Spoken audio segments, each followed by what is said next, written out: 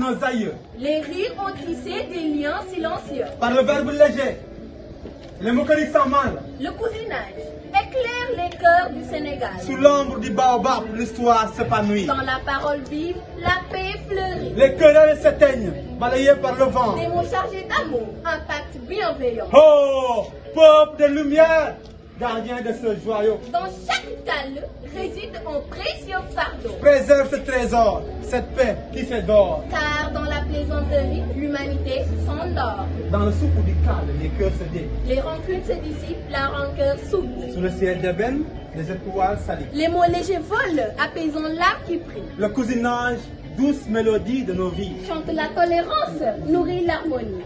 Quand les rires s'entrelacent, dansent les esprits. Et dans la lune claire se fondent nos ennemis. C'est le pardon, la force de nos liens. Un héritage vivant, un trésor ancien. Dans chaque plaisanterie, une main tendue. Des ponts jetés sur des douleurs méconnues.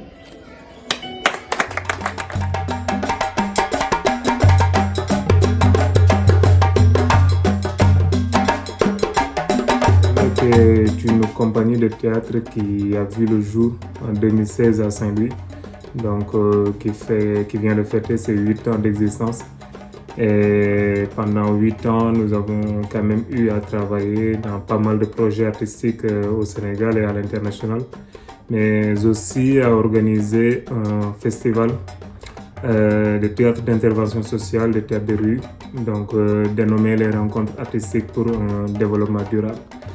Et moi personnellement, je suis comédien depuis une bonne dizaine d'années. Donc après une formation à l'École nationale des arts de Dakar, où j'ai eu à travailler avec pas mal de compagnies, à participer dans pas mal de projets à l'intérieur du Sénégal et à l'international. Et là aujourd'hui, je continue ma carrière entre la France et le Sénégal. Donc voilà.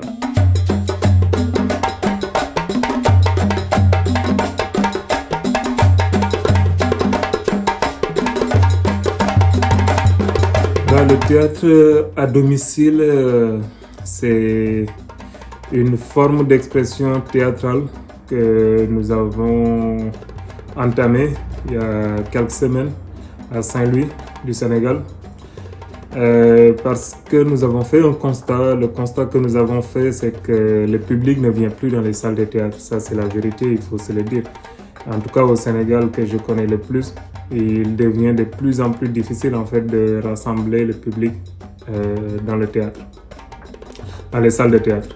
Alors qu'il y a pas mal de thématiques en fait qui nous interpellent et qui nous parlent. Et artistes que nous sommes, nous avons le devoir en fait de travailler sur ces thématiques-là en fait qui parlent à nos populations et aller à la rencontre de ces populations-là, à la rencontre de ce public-là.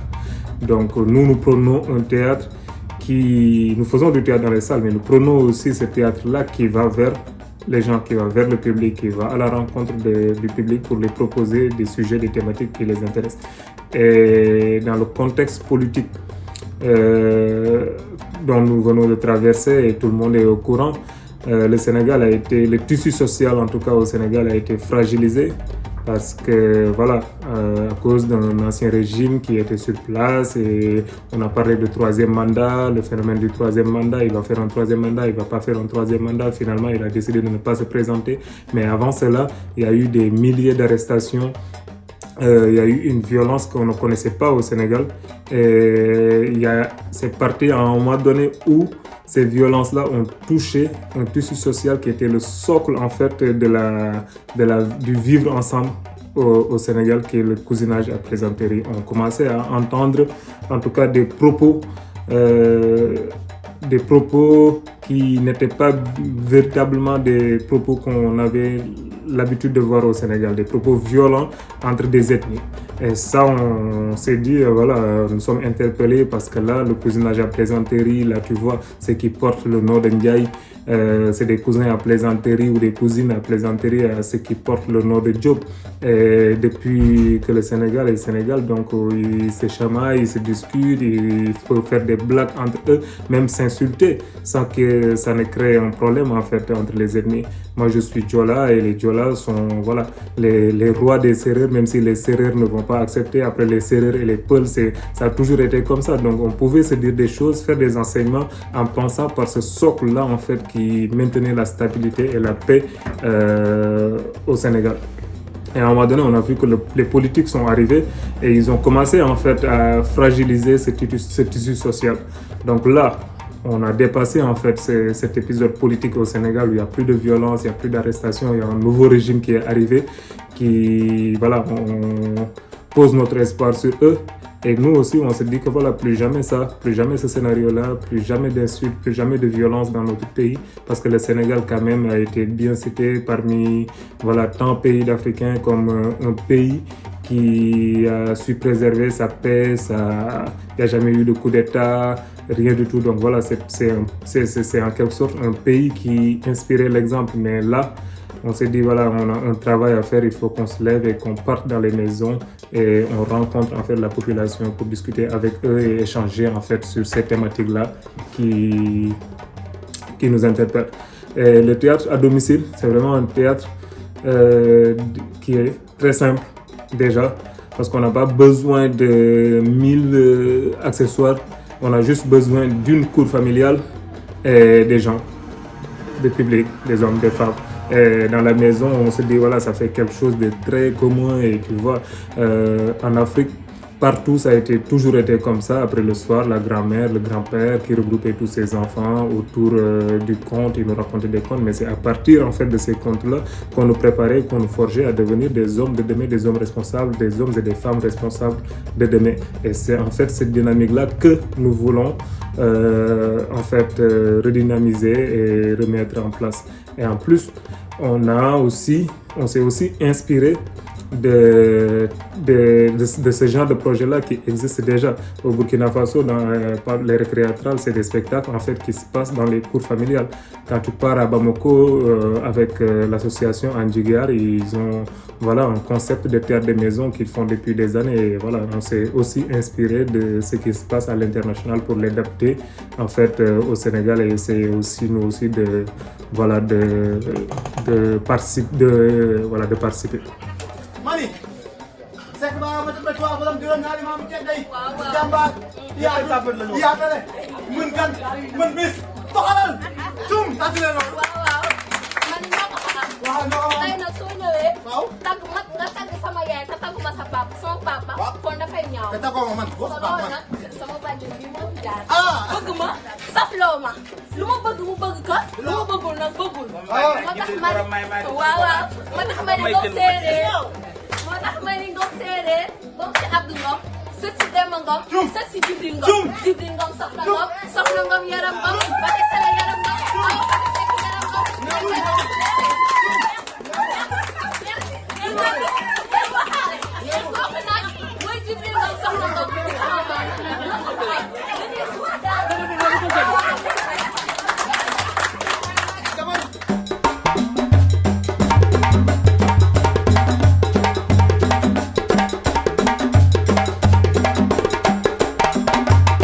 Le projet en fait c'est de faire une tournée nationale, c'est d'aller dans les 14 régions du Sénégal, d'aller rencontrer les familles, les voisins, aller jouer dans les écoles aussi, parce que tout ça on les considère comme des foyers, des maisons. Et voilà, si c'est des écoles, des universités, mais c'est des moments en fait où le public il est déjà sur place et que nous on arrive avec la matière artistique pour échanger avec eux. Et la forme que nous avons utilisée, c'est une méthode de théâtre qui a été inventée par un Brésilien qui s'appelait Augusto Boal, qui s'appelle le théâtre de l'opprimé, qui est un arbre. Et dans ce théâtre de l'opprimé-là, en fait, il y a une branche qui s'appelle Théâtre Forum. Donc, c'est du théâtre où, à la fin, on donne la possibilité aux spectateurs, c'est-à-dire les spectateurs, de venir sur la scène et d'échanger avec les artistes pour essayer d'évoluer, en fait, des situations conflictuelles que les artistes ont posées sur la scène pendant la représentation. Donc, l'idée de ce projet-là, c'est vraiment d'aller à la rencontre du public un peu partout au Sénégal et discuter avec eux et d'échanger avec eux. Et voilà, sur ça aussi, on appelle voilà, le concours, le soutien, la collaboration des autorités culturelles et étatiques du Sénégal pour accompagner ce genre de projet-là. Et nous invitons aussi toutes les autres compagnies de théâtre du Sénégal à davantage se pencher sur ces questions-là. Là, on parle maintenant de l'immigration clandestine qui continue de faire des ravages. Pas plus tard que la semaine dernière, il y a une pirogue qui a chaviré avec 200 morts, avec 200 personnes disparues. Et ça aussi, c'est vraiment cette forme de théâtre-là à domicile peuvent être une solution en fait d'éveil de conscience, une solution au moins peuvent nous permettre en fait de discuter sur des sujets en fait qui nous interpellent et d'aller vraiment plus proche de la population et discuter, échanger avec eux sur ces thématiques-là. xam nga ni kenn du yow si sa ngaari ñoom mais mu dul si sa lépp lu ma la waxal rek dama koo gisul. dama ni bu dul woon sa ñoom yaay kenn du ñaar meew kenn du ñaar soow. mooy ci kaw gars yi dama ni daanu taxaw nii.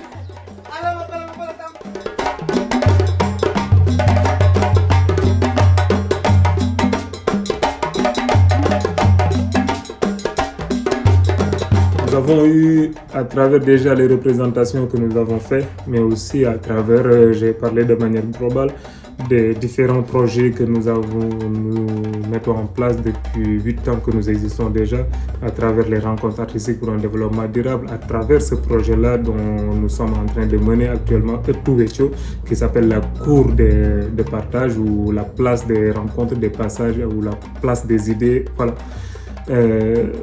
Nous avons eu pas mal de retours venant du public, venant des autorités, venant des partenaires avec qui nous travaillons. Donc à chaque fois, ça a été des retours positifs parce que les gens, ils sont chez eux et ils voient des artistes qui arrivent chez eux, qui discutent avec eux un après-midi bien ambiancé où voilà, on relie divertissement, enseignement, éveil de conscience, tout dans un spectacle. Et eux, leur donner aussi la possibilité de parler sur des sujets dont on ne leur demande jamais leur avis alors que c'est les premiers concernés. Quand on va parler en fait des ethnies au Sénégal, on parle de la migration irrégulière, en fait la population qui est la plus concernée, on leur tend jamais le micro. Ils n'ont jamais en fait la possibilité en fait de parler, de donner leur avis. On est toujours représenté par les politiques, par les ONG, par les associations. On est tout le temps représenté. Donc, et ceux qui nous représentent la plupart du temps, et voilà, ils disent juste ce qu'ils pensent en fait du sujet, mais on ne tend jamais les micros, on ne demande jamais aux vrais concernés ce qu'ils pensent des problématiques qui sont en train d'endurer, qui sont en train de vivre. Et nous, le simple fait en fait de jouer, de faire une représentation dans une maison, dans une école, dans la rue, et que une seule personne dans le public nous dit merci, ça c'est vraiment le salaire le plus grand qu'un artiste peut avoir. Là, on se sent vraiment utile et nous sommes très contents en fait de tout le temps rencontrer ces différents publics qui sont diversifiés et très intéressants parce que là, le théâtre que nous faisons, c'est pas un théâtre d'enseignement, je tiens à le souligner encore, on n'est pas là pour faire de la sensibilisation, on ne sensibilise personne, on est juste là pour pointer du doigt des problématiques, des fléaux qui existent et qui nous interpellent et qui interpellent aussi cette population-là. Comme nous avons à travers notre métier la possibilité en fait d'avoir le micro, d'avoir le podium, d'avoir les projecteurs sur nous pour parler de sujets, mais on ne connaît pas les sujets mieux que cette population-là qui est en train de la vivre du matin au soir, tous les jours, c'est leur quotidien. Donc nous avons la possibilité aujourd'hui d'être sur la scène, d'être en face de ce public-là et de parler de ces sujets-là, mais on n'en connaît pas plus qu'eux.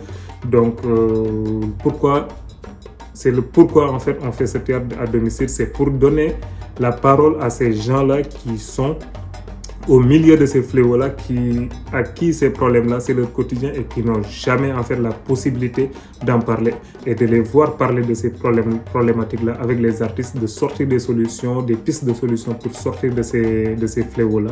Là, c'est juste extraordinaire et ça nous motive, ça nous donne encore du courage et de l'espoir à continuer à se dire qu'un jour, tout ira mieux.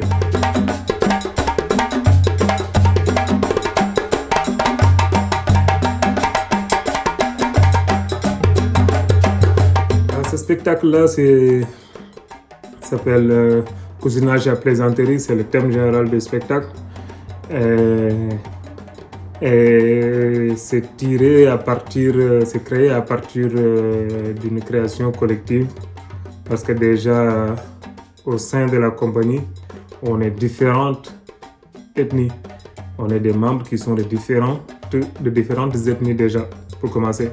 Donc Ça commence déjà au sein de notre groupe. Donc les discussions entre les ethnies, donc le cousinage à plaisanterie, c'est lui il est Sérère, moi je suis Diola, toi t'es Peul, moi je suis ton roi. Les Peuls sont les rois des Sérères, les Sérères sont les rois des Peuls, les Diola sont les rois des Sérères, les Ndiaye et les Diop, tu vois, les Sané, les Dramé, tout ça en fait, les Ba, les Sow.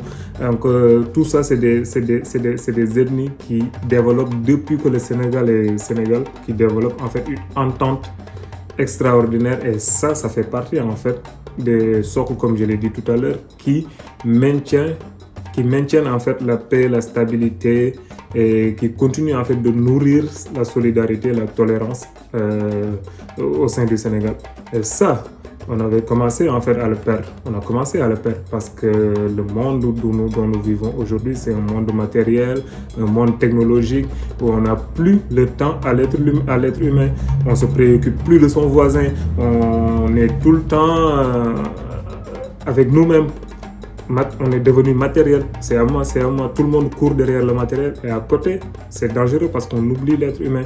Et nous, le projet là, c'est en quelque chose que nous croyons, c'est que notre cible, c'est vraiment les générations à venir, les générations futures.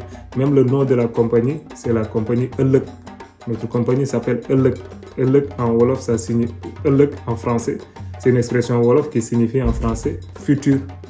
Donc, on est vraiment sur ces questions-là de futur, sur ces questions-là d'humanité, sur ces questions-là de solidarité, de partage, de tolérance à travers le monde. Donc, on y est et on continue. Donc, la pièce, en fait, ça parle un peu, en gros, si vous voulez, de toute cette richesse-là que nous avons et de comment préserver cette richesse-là, parce que cette richesse-là de cousinage, la plaisanterie et tout, c'est ça qui a protégé en fait le Sénégal et l'Afrique même en général, qui nous a permis d'éviter en fait des conflits qui se sont passés dans d'autres pays et tout, et que nous avons su dépasser ça à travers ces cousinages à plaisanterie que nous avons au Sénégal. Donc ça n'est un parmi des milliers en fait de piliers qui soutiennent encore ce tissu social là au Sénégal. Et voilà, la pièce en fait ça parle en gros de ça, et l'idée de la pièce aussi c'est de l'ouvrir et de pouvoir en fait en discuter avec les autres. Donc c'est un mélange de divertissement mais aussi de danse, de percussion et un peu de chant traditionnel du Sénégal.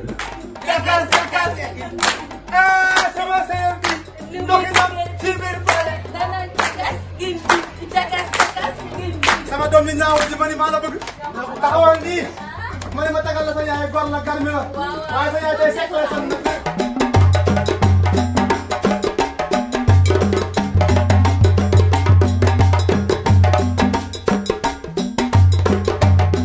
Les attentes par rapport à ce projet, c'est d'essayer de toucher le maximum de public possible, parce qu'on sait que déjà j'avais énuméré un constat du théâtre sénégalais aujourd'hui, c'est que le public ne va plus dans les salles, et les billets aussi pour les représentations sont chers et ne sont pas à la hauteur des moyens en fait, de la population, de la majorité des populations. Et si on va aujourd'hui pour aller voir voilà, une pièce de théâtre, si on est une famille nombreuse, ça nécessite quand même un peu de moyens. Et pour cela, on invite en fait l'État, on invite aussi les bailleurs à financer davantage les créations, les productions artistiques pour que les créations soient encore beaucoup plus accessibles à la population. Et l'autre chose aussi, c'est que nous, de notre métier aussi, on va aller vers la population, parce que là, c'est la dynamique. Mais les attentes, c'est déjà de toucher le maximum de public, mais aussi d'élaborer des sujets dont on n'a pas l'habitude en fait, d'en parler, même si on en parle dans les maisons et tout, on n'a pas l'habitude d'en parler, d'en discuter et de creuser les fonds. Et le troisième, l'attente en fait qui vient en troisième place, c'est que la troisième attente, c'est que nous espérons aussi au fil de ces années, parce qu'on ne va pas s'arrêter à juste ce projet-là, on va élaborer encore plusieurs thématiques. Donc nous espérons aussi, parce que nous sommes des artistes et nous vivons de ça, donc nous espérons que l'État, les bailleurs et tout ce qui finance en fait les créations ou tout ce qui tourne autour de ces sujets-là, en fait, qu'ils puissent nous accompagner dans cette dynamique-là pour qu'au moins on puisse trouver aussi trouver de quoi vivre en fait à travers notre activité.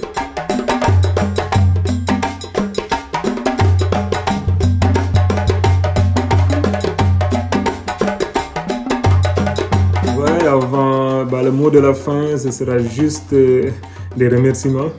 Des remerciements tout d'abord à toute l'équipe en fait de Belco TV qui fait un travail remarquable au Togo et dans la sous-région africaine et qui soutiennent en fait les entrepreneurs culturels et les entrepreneurs tout court et les jeunes africains porteurs de projets.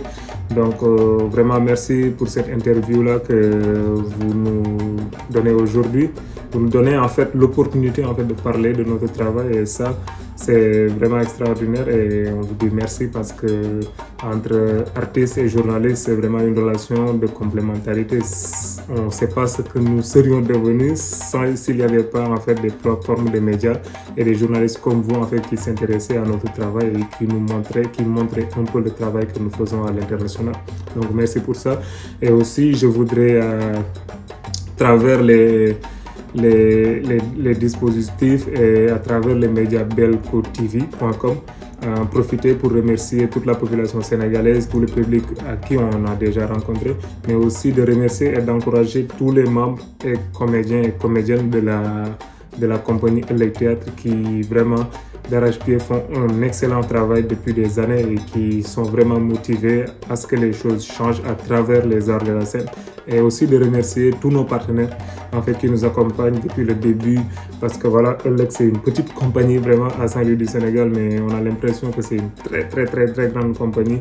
Mais tout cela, on en est arrivé là juste avec le concours et l'accompagnement en fait de nos différents partenaires depuis toutes ces années-là. Et je vous remercie et vous souhaite une excellente journée. Merci beaucoup.